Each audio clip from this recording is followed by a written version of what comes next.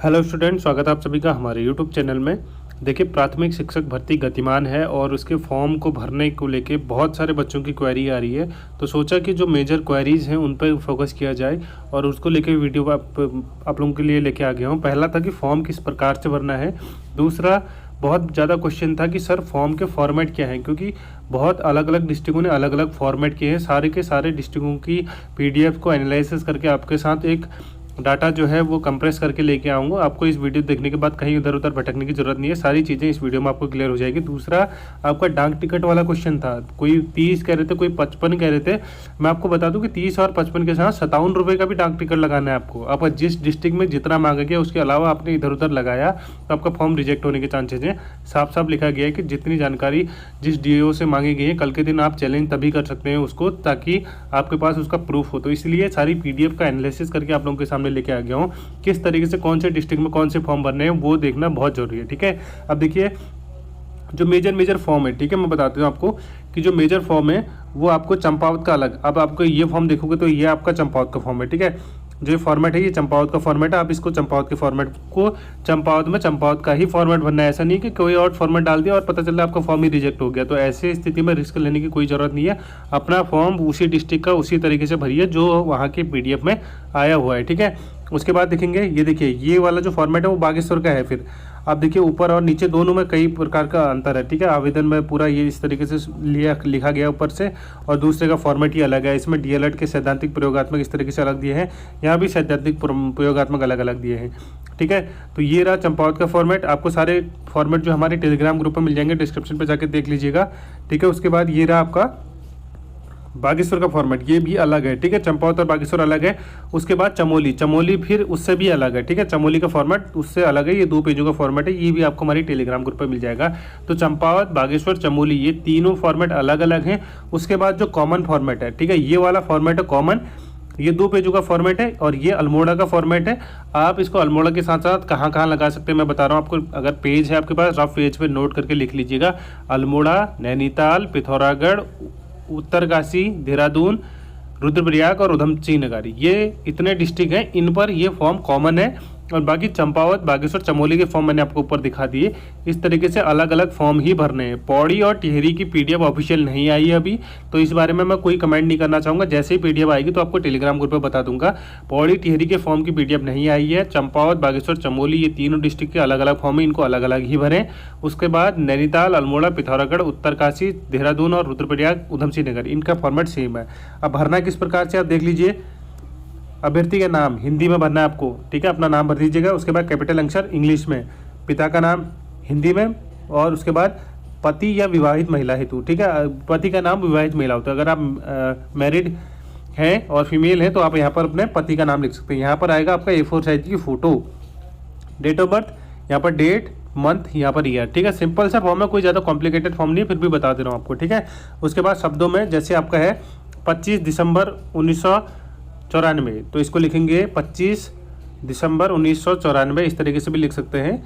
और हाँ, इस तरीके से शब्दों में लिख सकते हैं, ठीक है। उसके बाद आपका गृह जनपद का नाम, अगर आप बागेश्वर से बिलोंग करते हो तो बागेश्वर, थाना कपकोट, अगर आप कपकोट से बिलोंग करते हैं थाना, अगर तो इस तरीके से अपने थाने को भी मेंशन करना है। उसके बाद पत्र व्यवहार का पता थाना सहित, ग्राम ... पोस्ट ऑफिस ... तहसील, ये। उसके बाद थाना लिखना, उसके बाद जिला लिखना, ठीक है। इस तरीके से आप अपना पत्र व्यवहार का पता लिख सकते हैं। टेलीफोन नंबर यदि हो एसटीडी कोड से, तो टेलीफोन नंबर आजकल कोई यूज नहीं करता तो इसको ब्लैंक छोड़ देना। मोबाइल नंबर लिख सकते हैं 960222, जिस तरीके से आपका मोबाइल नंबर होगा ये डाल दीजिएगा। उसके बाद लिंक कोड, महिला या पुरुष, अगर आप महिला हैं तो महिला लिखेंगे और यहाँ पर डाल देंगे 1, अगर आप पुरुष हैं तो यहाँ पर पुरुष लिखेंगे, यहाँ पर डाल देंगे 2। इस तरीके से इसको भरना है। आगे देखिए आरक्षण कोड क्या है आपका। सामान्य है तो 1 भरेंगे, ठीक है। अनुसूचित जाति है तो 2 भरेंगे, अनुसूचित जनजाति है 3 भरेंगे, अन्य पिछड़ा वर्ग है 4 भरेंगे। तो इस तरीके से 1 2 3 4 भर सकते हो और यहाँ पर लिख भी सकते हो, ठीक है। उसके बाद क्षैतिज आरक्षण, दिव्यांग, स्वतंत्रता संग्राम सेनानी, आश्रित, भूतपूर्व सैनिक, महिला, अनाथ, ये सब चीज़ें आपको लिख सकते हैं। उसका कोड लिखना है, जैसे महिला है तो 9 भर दीजिए और यहाँ पर महिला लिख दीजिए, ठीक है। उसके बाद आपके शैक्षिक अहर्ताएँ लिखनी है आपको। हाई स्कूल किस बोर्ड से किया, उत्तराखंड बोर्ड से लिख रहे तो यूके बोर्ड लिख दीजिए, यहाँ पर रामनगर बोर्ड लिख दीजिए। सेम इंटरमीडिएट में भी यूके बोर्ड, रामनगर बोर्ड।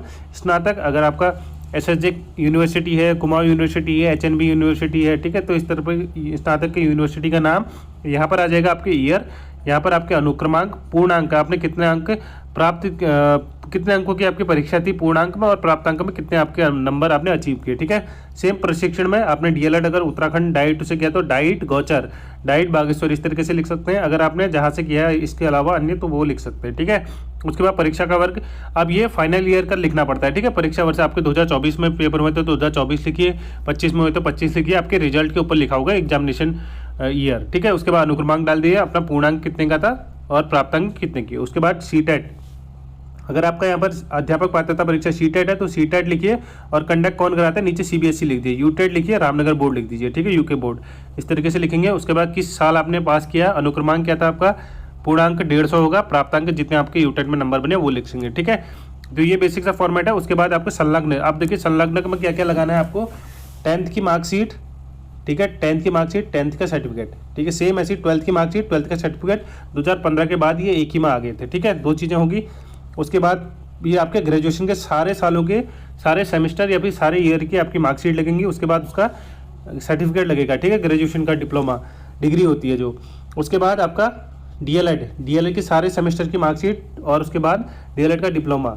उसके बाद आपका आएगा CTET की मार्कशीट या फिर UTET की मार्कशीट, जो लगाना चाहते हो CTET या UTET, उसके बाद ये आ जाएगा। उसके बाद अपना स्थायी निवास प्रमाण पत्र दीजिए, जाति प्रमाण पत्र दीजिए, उसके बाद दीजिए अपना एम्प्लॉयमेंट। तो इस तरीके से आपके ये डॉक्यूमेंट लगेंगे। आधार कार्ड अभी मेंशन करना चाहते हो तो आप आधार कार्ड भी लगा सकते हो। फिलहाल के लिए ये डॉक्यूमेंट्स आपके एम्प्लॉयमेंट लगाना जरूरी है। उसके बाद जाति स्थायी भी जरूरी है, high school, inter, graduation, diploma, CTET, ये कंपलसरी डॉक्यूमेंट है। यहाँ पर संलग्नक में उनका विवरण लिख लीजिएगा, ठीक है। उसके बाद घोषणा करिए, सब लिखा पड़ा है, यहाँ पर दिनांक डालिए आज की। उसके बाद अपना सिग्नेचर करिए, नाम लिखिए, पता लिखिए, इस तरीके से पूरा भर सकते हैं, ठीक है। और ऊपर देखेंगे तो ऊपर के फॉर्मेट में थोड़ा सा चेंजेज है। अगर आप यहाँ पर देखेंगे तो यहाँ पर आपको क्या करना है, DLED के वो नंबर अलग अलग लिखने हैं। सैद्धांतिक में कितने आए आपके, यानी कि थ्योरी में कितने आए, प्रैक्टिकल में कितने आए, ये पूरा लिखना है, ठीक है। बोर्ड में नंबर कितने थे, और विषय भी डालने हैं यहाँ पर, ठीक है। यहाँ पर अलग अलग विषय डालने कि आपके हाई स्कूल में विषय क्या थे, इंटर में विषय क्या थे, ग्रेजुएशन में विषय क्या थे, DLED में विषय क्या थे, वो सारे विषय डालने हैं आपके। TET में विषय क्या थे, 5 सब्जेक्ट अन्य जो होते हैं अन्य डालने, ठीक है।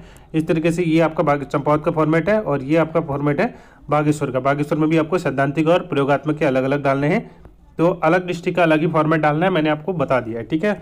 उसके बाद जो मेजर डाउट आ रहा था, देखिए डाक टिकट को लेके, मैं आपको फिर कॉपी पेन लेके बैठ जाइए। देखिए उसके बाद जो मेजर क्वेश्चन आ रहा था कि डाक टिकट कितने का लगाना है। देखिए डाक टिकट 3 टाइप के लगने हैं आपके, एक 30 रुपये का लगना है, एक लगना है 55 रुपये का, और एक लगना है 57 रुपये का। अब 57 रुपये का नया आ गया, बिल्कुल नया है। अगर आप हमारे चैनल पर रेगुलर बने रहोगे तभी आपको ये सारी चीज़ें देखने को मिलेंगी, अदरवाइज ये चीज़ें कोई नहीं बताएगा। और अगर आपने डाक टिकट गलत लगाया तो आपका फॉर्म रिजेक्ट होने के पूरे चांसेज है। अब देखिए 30 रुपये का कहाँ लगाना है आपको, 30 रुपये का जो आपका लगना है डाक टिकट, वो लगना है आपका सबसे पहले लगना है चमोली में, लिख लीजिएगा चमोली। उसके बाद अगला लगना है चंपावत, ठीक है, चमोली, चंपावत, अल्मोड़ा, नैनीताल और उधम सिंह नगर। यहाँ पर लगने हैं ये 6 डिस्ट्रिक्टों में, 5 डिस्ट्रिक्टों में, सॉरी, कितने का लगना है, 30 रुपये का डाक टिकट, ठीक है। इन 5 डिस्ट्रिक्टों में 30 रुपये का लगना है। और अब देखिए 55 रुपये का कहाँ लगना है, टिहरी, बागेश्वर, पिथौरागढ़, उत्तरकाशी, लिखते रहिए इन चीज़ों को, पौड़ी, रुद्रप्रयाग, ये आपके 6 डिस्ट्रिक्ट हैं, ठीक है। इन 6 डिस्ट्रिक्टों में लगना है आपका 55 रुपये का डाक टिकट। पहले 5 डिस्ट्रिक्ट थे उन पर लगना था 30 रुपये का, और अगले जो 6 डिस्ट्रिक्ट है इन पर लगना है आपका 55 रुपये का। अगर आप देहरादून का देखेंगे तो देहरादून में लगना है आपका 57 रुपये का। हाँ जी हाँ, देहरादून में जो लोग अप्लाई कर रहे होंगे उनको लगाना पड़ेगा 57 रुपये का डाक टिकट, ठीक है। तो देहरादून का भी देख लीजिए आप डाक टिकट कैसे होते हैं, जैसे मैं आपको दिखा रहा हूँ। ये आपके डाक टिकट लगे हैं, मदर टेरेसा की फोटो है, ये आपको देखेंगे तो 20-20 रुपये के डाक टिकट है, ठीक है। 20-20 40 हो गए, और ये वाले जो डाक टिकट है 5-5 रुपये के, तो 40 और 5 या 15 ये हो गए, 40 और 15 आपके 55 रुपये हो गए, ठीक है। तो ये 55 रुपये के डाक टिकट है। आगे देखेंगे, ये देखिए, और जहाँ पर 30 का लगाना है या 20 का 1 लगा दिया, फिर 5-5 के आपके 2 लग गए, ठीक है। 5-5 के 2 तो 10, 20 और आपके 10, 30 रुपये के डाक टिकट हो गए। तो इस तरीके से आपको डाक टिकट लगाने हैं, ठीक है। जहाँ पर 55 लगाना है वहाँ पर 55 लगाइए, जहाँ पर 30 लगाना है वहाँ पर 30 लगाइए, और जहाँ पर आपको 57 लगाना है वहाँ पर 57 ही लगाइए। तो ये कन्फ्यूजन था जिन बच्चों को, देख लीजिएगा, मैं वीडियो को दोबारा रिपीट करके देख लीजिएगा। जहाँ पर जो फॉर्म मांगा है वहाँ पर वही फॉर्म डालिए, जहाँ पर जितने का डाक टिकट मांगा है वहाँ पर उतने का ही डाक टिकट डालिए। कल के दिन आपके लिए दिक्कत ना हो, इसलिए आप उसको चैलेंज कर सकते हैं, ठीक है। अपने मन से ये चीज़ें ना करें। तो ये थी आज की वीडियो। अगर वीडियो पसंद आए तो वीडियो को लाइक जरूर करिए। अपना कोई प्रश्न सुझाव हो तो कमेंट बॉक्स में कमेंट जरूर कर सकते हैं। चैनल को सब्सक्राइब करिए ऐसी मोर इन्फॉर्मेटिव वीडियोज पाने के लिए। Thanks for watching. मिलते हैं नेक्स्ट वीडियो में, तब तक के लिए बाय।